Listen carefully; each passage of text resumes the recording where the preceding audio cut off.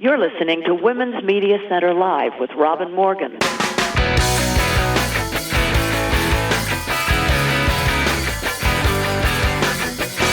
Welcome to Women's Media Center Live. I'm Robin Morgan.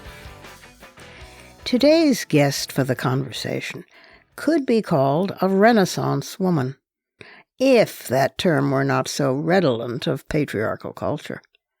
But in terms of virtuosity, yes. She's an Indigenous woman from what is now called Canada, and a woman with a great sense of humor and more than a little audacity, who has the eye of an artist and the tattoos to prove it. She earned herself a PhD, which, as author, she transformed into a stunningly smart, readable book of feminist theory. So you absolutely must stay tuned for that. And of course, there's fighting words at the end of the program, but before we do any of that, we need to go inside the headlines.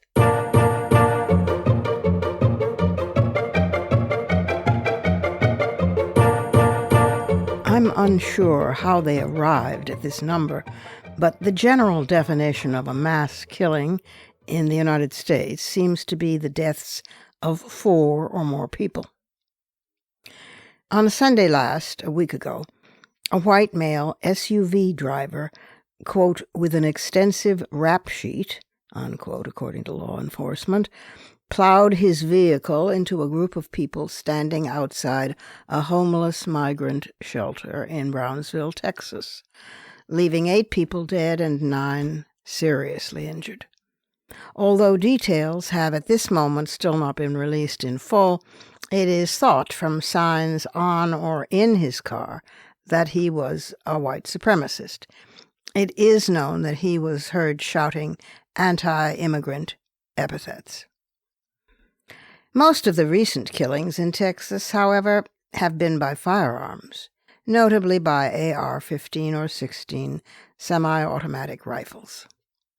They have been coming, these killings, at the rate of 1 a day, sometimes almost even more frequently than that, especially, but not exclusively, in Texas.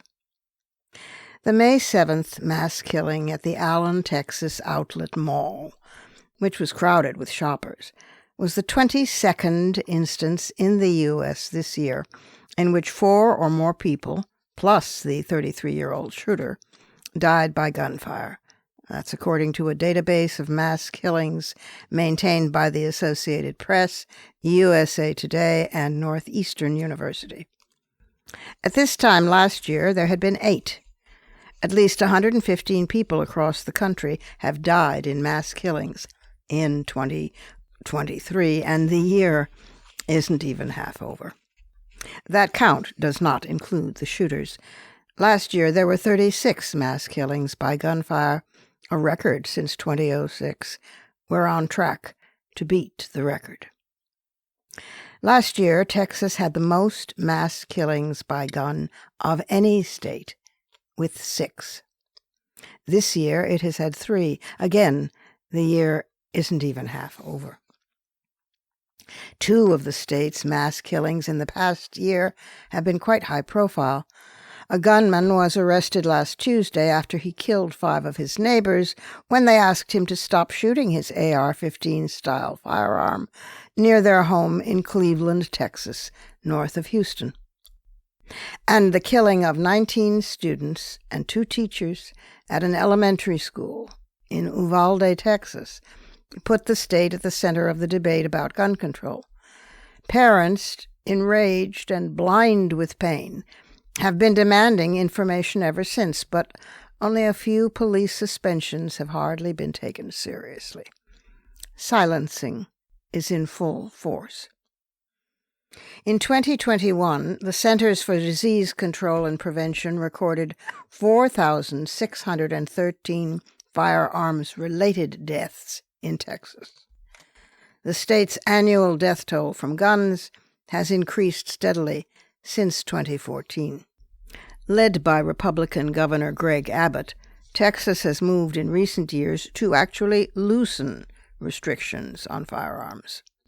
In 2021, the state began allowing open carry, so residents can carry handguns in public without a permit or a license. The state, quote, does not specifically put restrictions on who can carry a long gun, such as a rifle or shotgun, unquote. That's according to a Texas government website. Governor Abbott told Fox News that his priority in response to mass killings is to address mental health crises rather than tighten gun regulations. This, despite research proving that stricter gun laws lessen the severity of mass killings and decrease overall gun violence. Abbott told Fox, "We've got to find a way in this country where we can once again reunite Americans as Americans and come together in one big family and in that regard find ways to reduce violence in our country." Of course, the governor has been too busy to tend to the dead and dying in his own state. He's been too busy busing immigrants out of state against their will and against the will of recipient states who nonetheless work overtime trying to receive and host the immigrants with hospitality and care. He's been too busy calling the dead victims of the Cleveland, Texas shootings, including the 5-year-old little boy shot to death, quote, illegal immigrants, close quote, and then trying to backpedal from public outrage at his having said that in the first place. He's been too busy passing legislation that outlaws all pregnancy termination at 6 weeks, including when the pregnant woman or child is the victim of rape or incest, with bounty hunters to turn them or their physicians or even friends who might have driven them to a clinic in so that they can be sent to prison. Abbott has just been too busy overall. Meanwhile, the shooter in the Allen, Texas mall has been identified as another white supremacist, a neo-Nazi, in fact, whose clothing patches read the acronym RWDS for Right-Wing Death Squad. Meanwhile, although they're not releasing much information, we still don't know about Uvalde. Meanwhile, although they're not releasing much information either, we do know that lots of weapons and more ammunitions were found in the car at the Allen, Texas mall. And guess what about the shooter? An AR-15 semi-automatic rifle lay beside his body.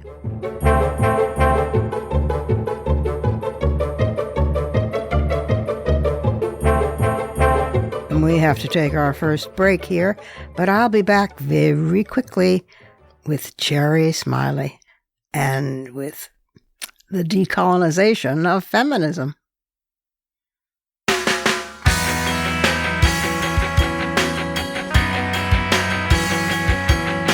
Subscribe to this program on your favorite podcast platform and leave us a review. Follow us on Twitter at WMC Live. Like our Facebook page at facebook.com/WMC Live and visit us at WMCLive.com for more information about our show and our guests. You're listening to Women's Media Center Live with Robin Morgan.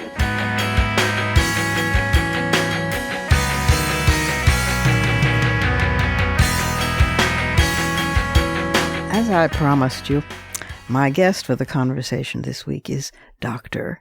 Cherry Smiley. She's an Indigenous woman from what's now Canada. She's a radical feminist who has a PhD, but who has rejected much, but not all, of academia. Only kept the best parts. And she's an artist. Her father was from the Diné Nation, and her mother from the, I'm going to mangle this, I'm afraid. Bear with me. Nlakah Pamuks people. The book she's given us, and believe me, it is a gift, is titled Not Sacred, Not Squaws, Indigenous Feminism Redefined. And it's published by Spinifex Press, which is based in Australia, but has worldwide distribution. The book is again called Not Sacred, Not Squaws, Indigenous Feminism Redefined. And is it ever? And you can get it at your bookseller, whether it's a brick and mortar store, which there are too few of left, or online. But if you get desperate, you can also find it more likely in bulk from Independent Book Group. That's www.ipgbook.com. So here is Dr. Cherry, otherwise known as Cherry Smiley. Cherry, welcome to Women's Media Center Live. Thank you so much. I'm so happy to be here. I'm so happy that you're here because this book is a special and unique treasure in our growing series of, it's a sub-series, but wow, has it taken off, on Indigenous women. This is our second year now, and we've had very distinguished Indigenous women from not only North and South America, but some from Europe and from Asia. But this book is different. This book is Not Sacred, Not Squaws, and it's published by Spinifex Press, and everybody should read it instantly.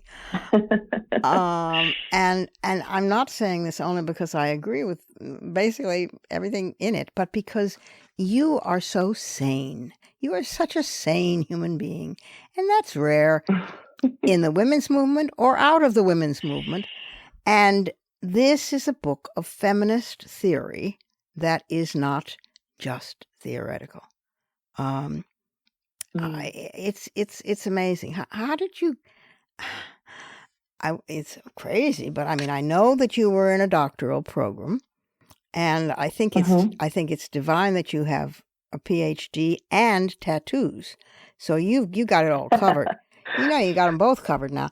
But how did you? First, you went into academia, and you got all the goodies that could be got. In other words, you got the access to research. You got the creds. They can't deny you the creds now. But then they were making you crazy, and so you got yourself out. I guess that's where the tats came in. But how did this journey begin? Well, so I will say the tattoos came first before the doctorhood did. But it's when I think back on the journey, and so not just the journey through the PhD, I think that's a part of it, but the story is much bigger than that. And so when I was very little, I was exposed to experience any number of statistical horror stories we hear about Indigenous women in Canada. So that includes things like very high rates of male violence against Indigenous women and girls, sexual assault, sexual abuse, high rates of disability, high rates of addictions, high rates of suicide, high rates of disability, high rates of poverty. So we're dealing with all of those things as Indigenous women, and so I grew up in that, and from the time I was very young. My grandma would say I swim upstream.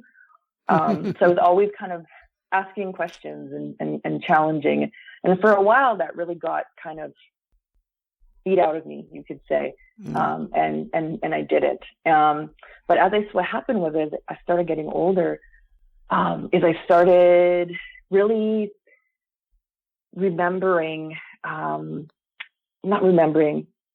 beginning to deal with what had happened in my girlhood. And that just totally flipped me upside down. And I struggled so much. And so it was actually a feminist theory class where we were reading just incredible women. And it was the first time I had been exposed to feminist theory.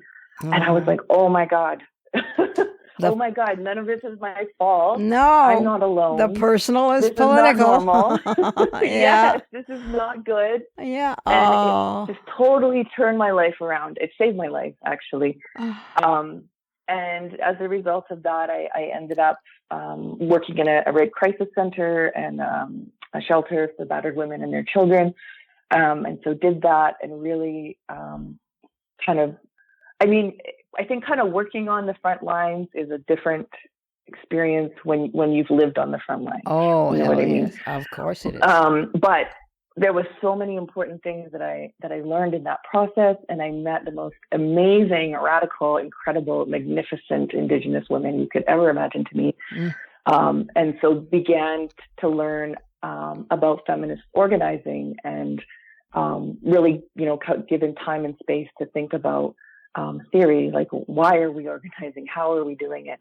And so that was incredible. I was like, this is awesome. This is horrific, but at the same time, realizing being politicized in that way was just such a gift. Right. And I think it happens far less often than we need to now. And one of the things that was so important was having being, given feminist texts to read that were from the 60s and the 70s, and talking with older women who had been around for decades and been doing this work, and being in a circumstance where those things were valued, and those things were seen as incredibly important.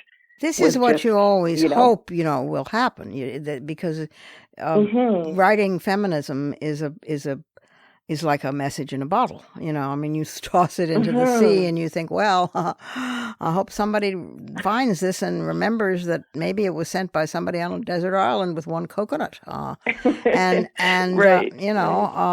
so you hope that will happen, and you hope that will be passed on. But it's so wonderful to hear that it is, and it has, and it does.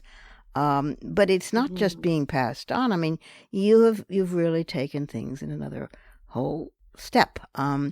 You write that the end of this PhD journey, you've concluded that academia is terrible, and the feeling was mutual.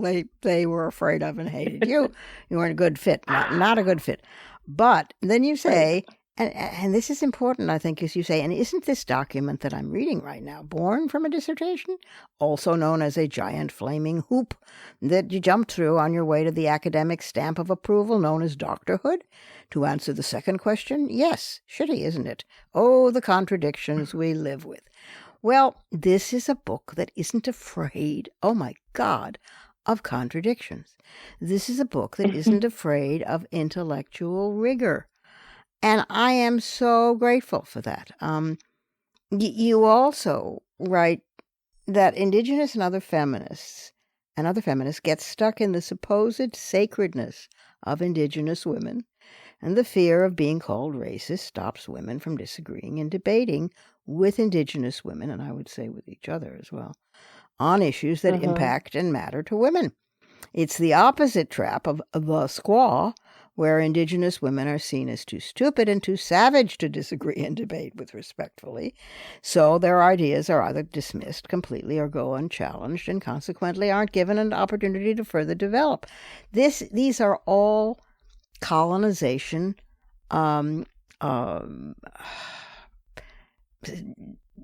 what is the word I'm looking for? Tactics? Yes, tactics thank you. Thank you very much. Yeah, exactly.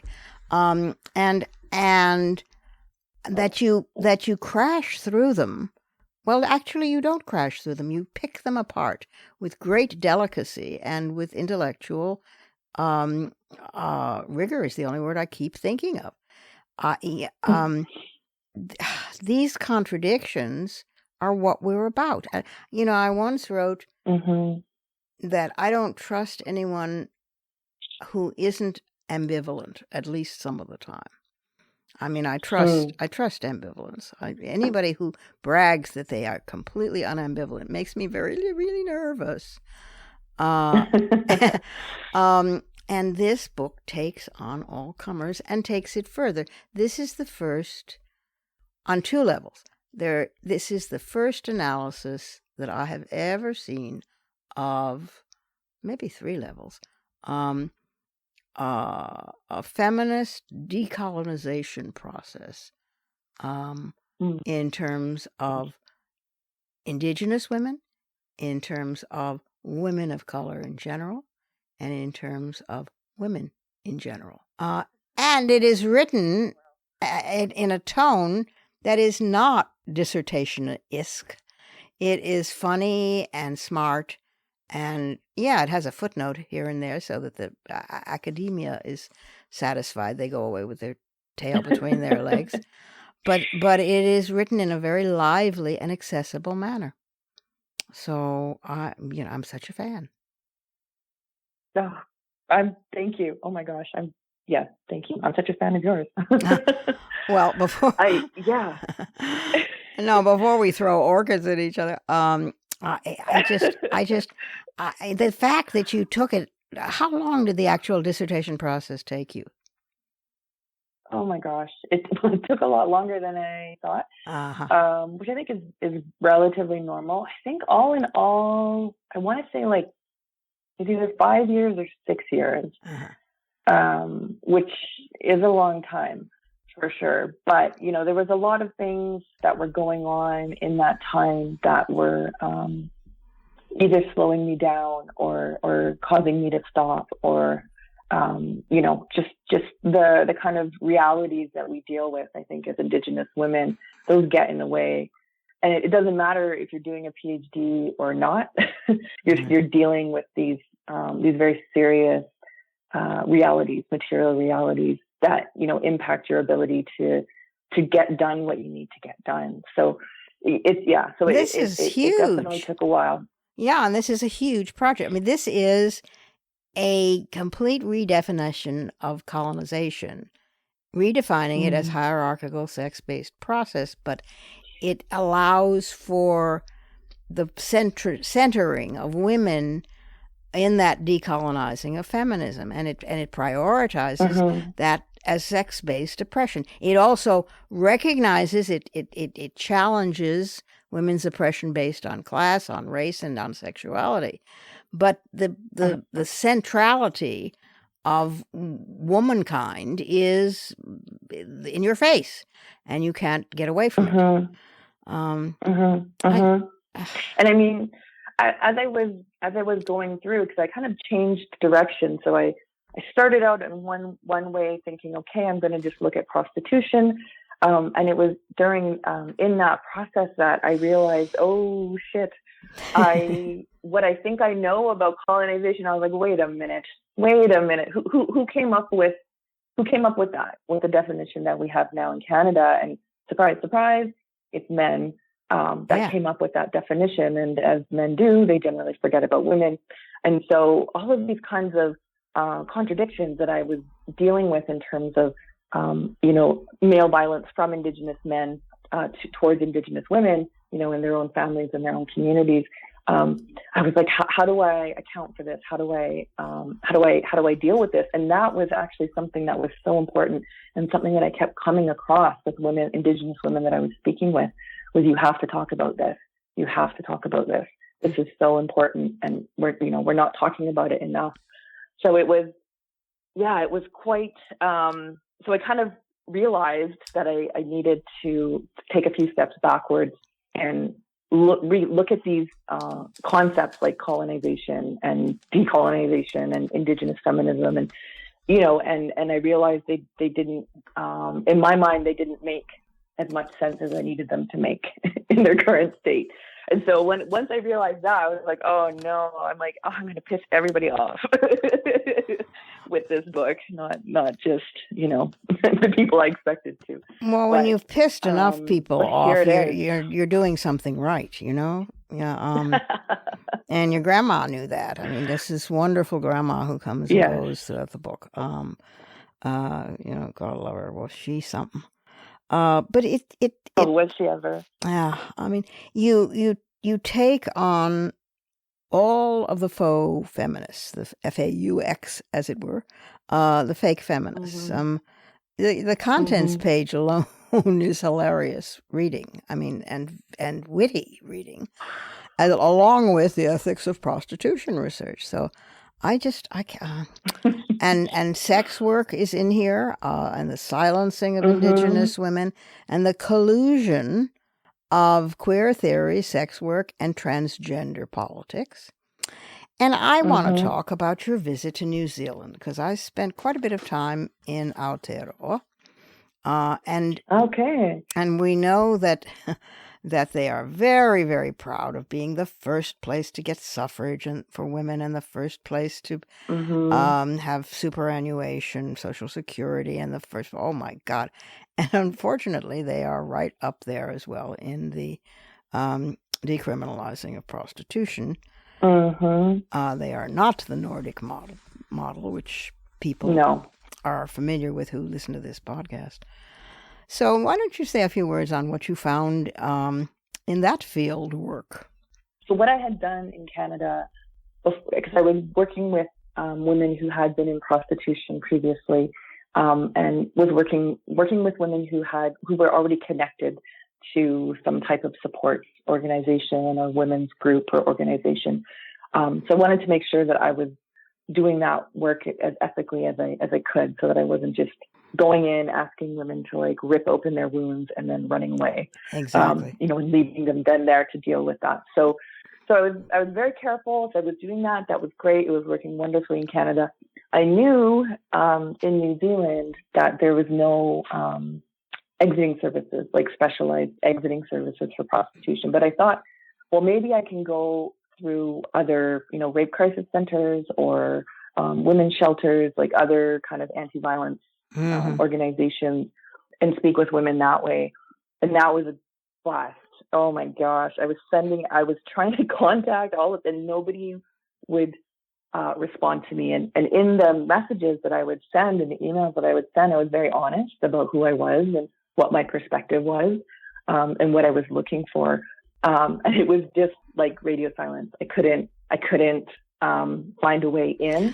And I did not want to go to New Zealand, work with women who had been in prostitution previously or who were currently in prostitution, and then just leave them there, especially with no types of specialized exiting services. And so what I learned was that I think New Zealand as a whole, I would say, lacks a complete understanding of not only prostitution and what that does to women and to girls, but a misunderstanding of what male violence against women and girls is, and how that functions, and how that relates to prostitution. And that's terrifying. Yes, That's terrifying, I think, for the women of Aotearoa. You have one chapter titled, I Went to Aotearoa and All I Got Was This Lousy PhD, and another called The New Zealand Model is the Model. Just ignore the bad parts.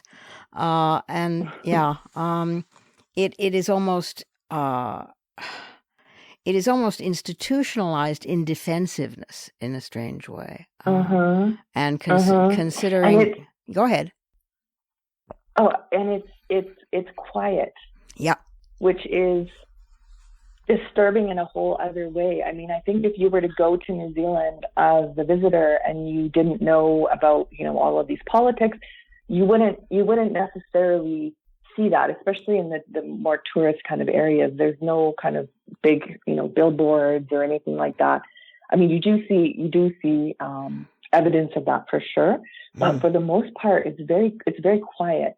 Yeah. And so I think that just presents a whole load of different kinds of problems for women who are opposed to prostitution, women who've been horrifically damaged by prostitution, to find a footing there. You know what I mean? And what else I noticed was women were so afraid to speak with me. Oh. So afraid to speak with me. Women were afraid of losing their jobs. If somebody found out, even if I was with a woman in public and her eyes were kind of darting around, they were so afraid of being found out that they were critical of sex work in quotation marks. And this is not silencing? Oh, come on. Of course it is. Mm-hmm. Oh, of course it is. Mm-hmm. and it's silencing by the left liberal, whatever we want to call it. This is the situation that feminists always find themselves in, where we're squashed between the right and the left. We know that the right are our enemies. We know that. But the left can be very treacherous in their manipulation of women, whether it was the women who were raped at Woodstock in the 70s, straight on through today, or the quote-unquote sexual revolution, which never happened for women. So it is extraordinary that this is carried right through.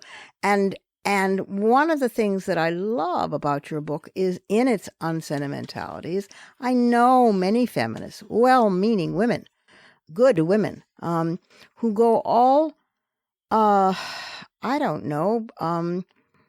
taffy, like sort of runny and sticky and very, very sweet, in dealing with indigenous political issues, because they assume that everybody's perfect there. Everybody's wonderful. There was absolutely no problem with the Haudenosaunee Confederacy. There was no problem, and so then you're, as a non-Indigenous feminist, I find myself sometimes in the position of saying, well, but there were indeed some women, the Haudenosaunee women, but on the other hand, didn't the men? And there's a kind of clampdown. It depends on the nation, on the nation, of course, because that makes a very big difference between Lenape and Apache. But one of the great benefits of having Rebecca Adamson as our advisor and elder on this series is that she's Cherokee, is that she is not sentimental. And although she factors in the spiritual traditions and respects them, she wants to talk about feminism for Indigenous women today. And I think that's one of the reasons why she will be so ecstatic about your book. Yeah. I think it does get tricky to kind of try and navigate, as an Indigenous woman, to kind of navigate these cultural expectations or traditions that may or may not have been traditional. I've gotten in trouble a lot. I continue to get in trouble for being, disrespectful or, whatever. I'm, being bad, in quotation marks, not doing what I'm supposed to do, not doing it in the way I'm supposed to be doing it. What did your grandmother say? Didn't your grandmother criticize some nation for? Yeah. Oh, really? Why is that? Then why do your women walk behind your men? Something like that. Yes. Oh, yeah. It's one of my the best. I can see her when I tell that story. She was talking about different kind of protocol around menstruation. Oh, right. And so she said that when she was growing up, she was taught that you're not supposed to walk behind elders when you're menstruating. And so she was like, well, what the heck? If these elders don't want anybody to walk behind them, then why don't they just go sit in the corner? That's what I grew up with, right? And I didn't grow up with the same learning these sexist protocols, these discriminatory protocols. I didn't grow up learning those. And so when I came across them as an older woman, I thought, oh my God, am I not like Native enough? What's going on here? But I realized my grandma had kind of laid that foundation too, and the importance of Indigenous women being able to criticize our own cultures and our own traditions, and recognizing that there is, and I truly believe there is a distinction between culture, Indigenous women's culture, Indigenous women's spirituality, and women's rights. Yes. And sometimes those things butt heads. Yes, you're absolutely right. We should leadership, we should be able to criticize them. Yeah, but leadership in that critique has to come from Indigenous women, and it's a very tricky thing then to respect that and try to support it, and not then colonize, you know? I mean, so you're doing the same thing all over again. It's a very sticky, but nobody said this was going to be easy, you know? One of the things that's true. When we're picking a place to fight from, yeah, you know, so the place that I choose to fight from is as a woman, for women, as a feminist, as a radical feminist. That's my fight. And that's the hardest fight. That's the hardest one that you can choose. It is so hard to consistently stand with women, because there's all of these things that get thrown at you, names, you lose opportunities, you lose jobs, you lose, you know, you lose so much. Yeah. But I have a dear friend, and what I really loved, what she said that, her name is Suzanne J, and she said that when you're, that as a feminist, she's committed to fighting for women, even if she knows she's going to lose. Yeah. And I think that's what feminism is. I mean, that and trying to find new ways to say the same things over and over again. but you know, that's what it is. It's sticking your neck out there, and it's you know, whatever kind of comes your way. And because it's easy when it's easy. Oh, right? yeah. It's easy when it's like dream catchers and beads and you know, the wonderful dances, like all that's easy, right? And yet to pose a different model or models is very dangerous. And yeah, it's hard. It's pretty damn hard, but it's worth it. And in terms of that's where you take your stand. Yeah, because it's the only way I know really to save the planet. If there is a saving of the planet, and if there's not a saving of the planet, it's a damn bonny way to go. It's at least got it's got style. It's got style. That's true. You know, I wouldn't in that case go any other way. But so this amazing book, which ends with Indigenous Feminism Redefined, depoliticize this and decolonizing feminism, and then a number of appendices which are about how trans people get caught up in this, and how and more on prostitution. I mean, these are real gems of feminist thinking. I'm not going to say feminist theory, because that sounds like, oh, it comes from the academy and it's all words that end in TION and ISM and are boring. This is not boring. And this will make you sit up and take notice. And it's like breathing smelling salts if you were in the 19th century. So, well, you know, I think we need to take theory back. I think that when I was younger, I was like, oh, no way. Like that's too smart for me. That's too whatever for me. That doesn't impact me in my day-to-day life, but it does. And so for me, I'm constantly running. I'm like, theory is so important. Theory is so important. And it is, but you're right. It is just thinking. And it is, you know, Marilyn Fries, I love her definition of theory, which is that it's just a way of thinking that helps you make sense of the world around you. Right. And the more it makes sense, the better theory it is. Yeah. And you've gone after the tools, whatever they are. I mean, if like your grandmother said, if when I'm hungry, I pick something that's growing. If I need a house, I have to build it.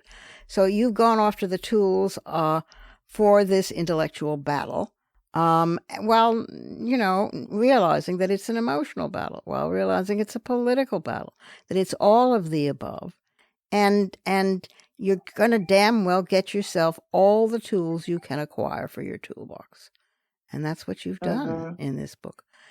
Now, tell me, are there other books to come? There better be, she said. There are, yes. So I basically have like a draft of the second book. It'll be a collection of essays that I've written over the years, but also new essays. So yeah, so I'm excited for that. That's kind of the next plan, and then from there, I'm not sure. I mean, I have all of this incredible footage Because initially I was making a documentary, right? So I'm really hoping Right. to be able to work with that as well in the next little while here, with permission of the women that were filmed, of course.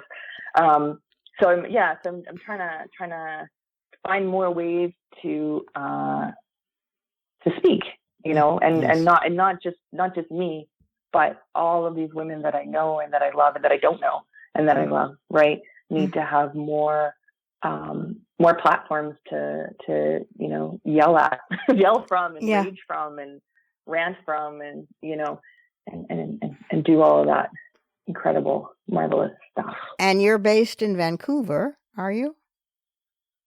Yes, I am. I was in Montreal for many years. I've, you know, lived in different countries. I've been all around, and now I'm back home in BC. Okay. All right. Well, if you ever get to New York, I would dearly love to meet you. I would love to meet you too. You have to come for tea in the garden. And in the meanwhile, I really send you congratulations on Not Sacred and Not Squaws. It's an extraordinary book, Indigenous Feminism Redefined. You know, and you're the founder of Indigenous Women Against the Sex Industry, and so forth and so on. It's I've not read it. I've not read this kind of writing coming from any community in a very long time, and then you've taken it further. So, thank you. Bravissima. Thank you. And thank you for all of your work and everything you've done for women. Thank you. It's time for our last break, but I will return in just a moment with those fighting words.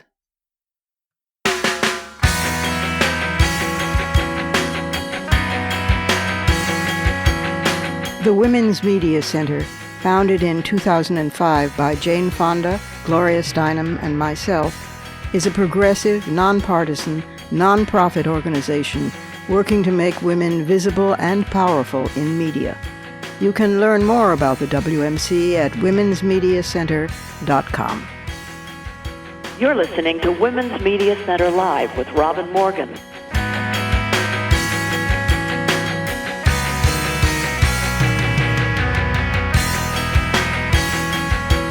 Is invisibility a superpower? Those can be fighting words.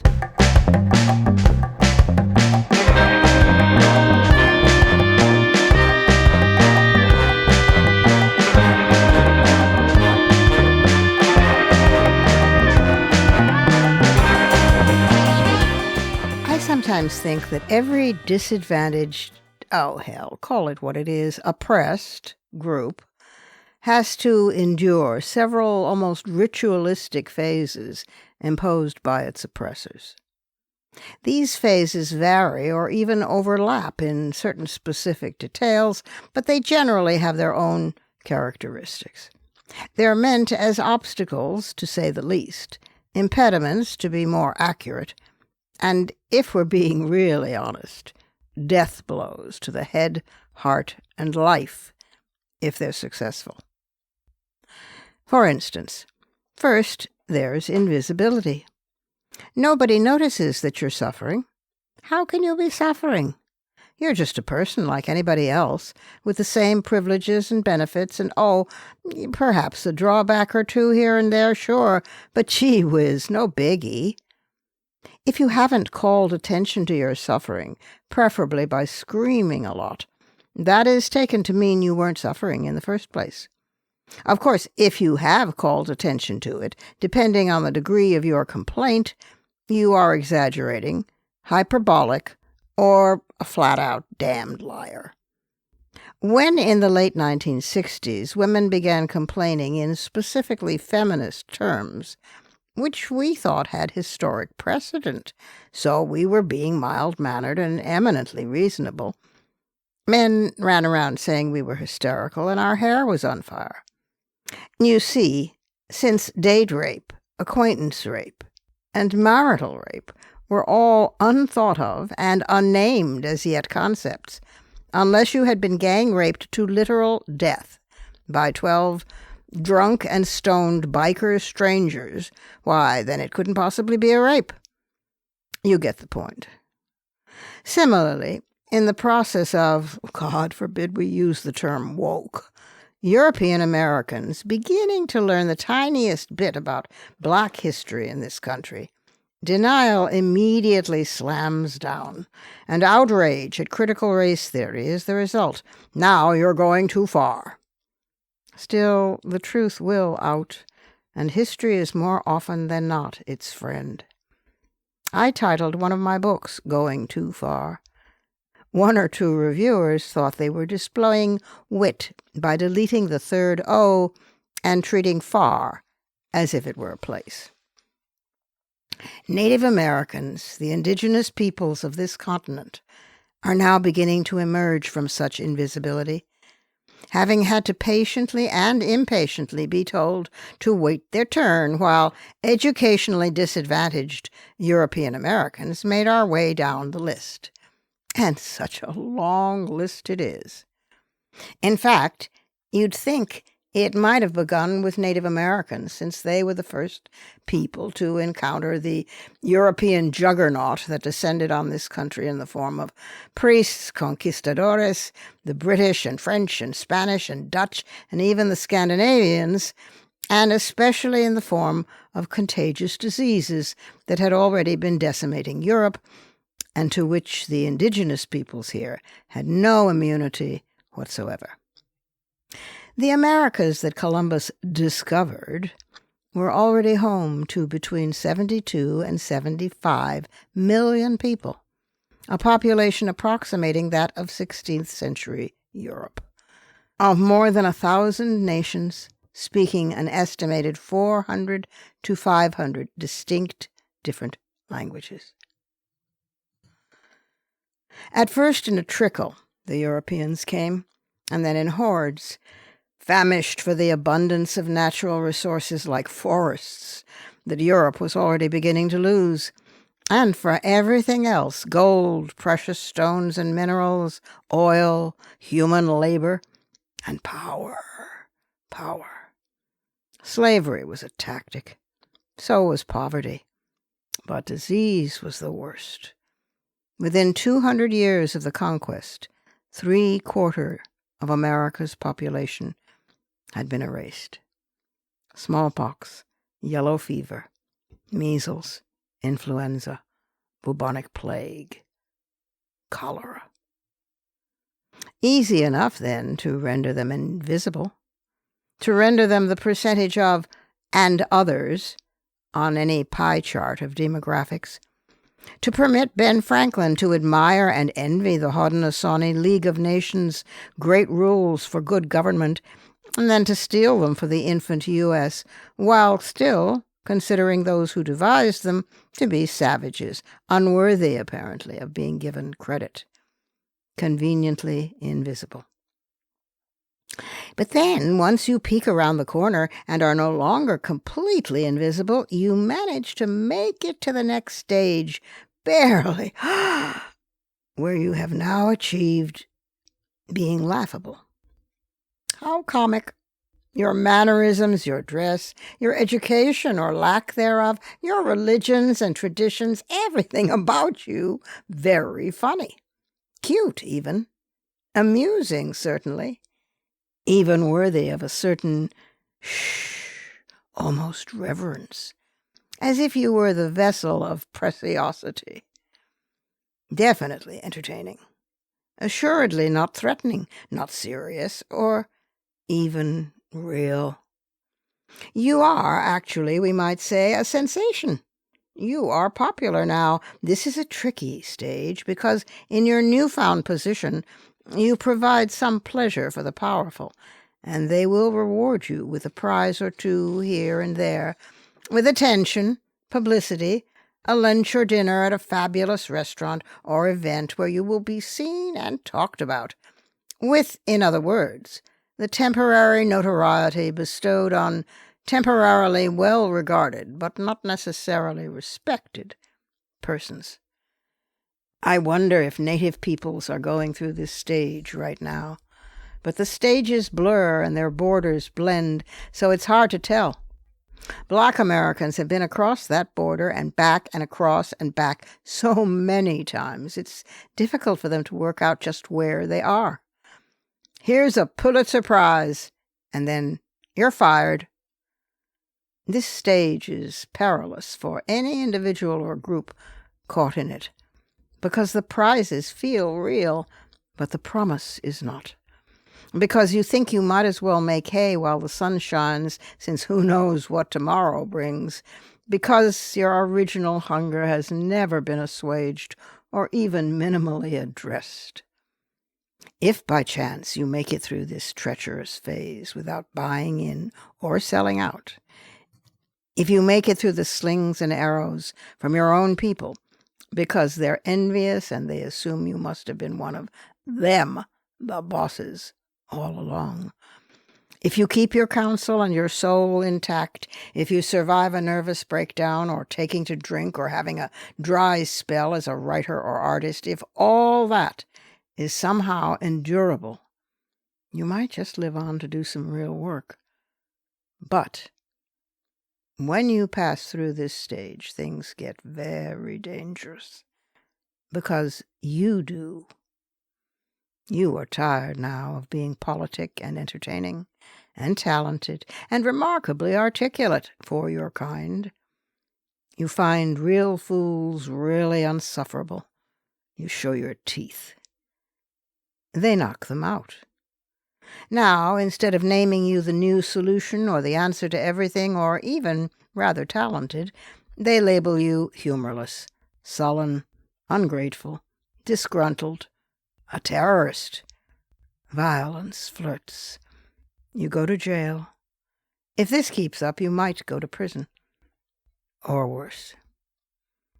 All this time, it's simple curiosity that has kept you at all sane, albeit minimally, by wondering how can it be that they don't see the need for reparations, see the injustices, see the pain, see the, look, we even now have a word for it, the swarm of microaggressions.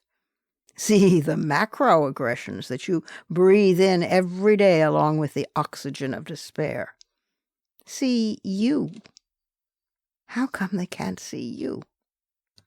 How can a distinguished group of scholars, men as well as women, in studying comparative racism in 3 societies, Brazil, South Africa, and the United States, repeatedly refer in their documents to such terminology as consanguinity, miscegenation, concubinage, intermarriage, and interracial relationships, along with using such words as mulatto, octoroon, half-breed, and so forth, all without once, not once, referring to rape.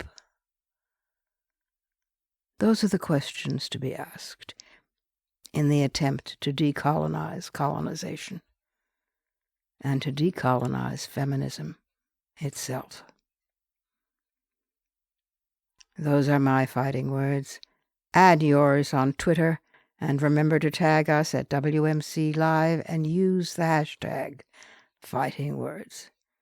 Special advisor for this episode, Rebecca Adamson, Cherokee Nation, founder of First Peoples Worldwide.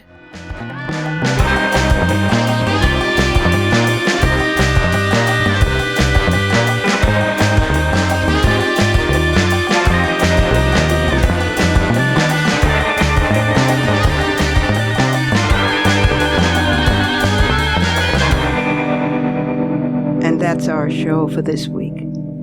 You can follow me on Twitter, Facebook, and now Instagram at The Robin Morgan, and you can check out my blog at robinmorgan.net and find my latest book of poems, Dark Matter, and my brand new novel, Parallax, wherever books are sold. Opinions expressed on this program do not necessarily represent the Women's Media Center. Here's the family for Women's Media Center Live, executive producer as well as founding and sustaining sponsor Regina K. Scully, WMC president and co-executive producer of this program, Julie Burton. I'm Robin Morgan, your producer and host. Thank you for being with us. Join us again next time on Women's Media Center Live.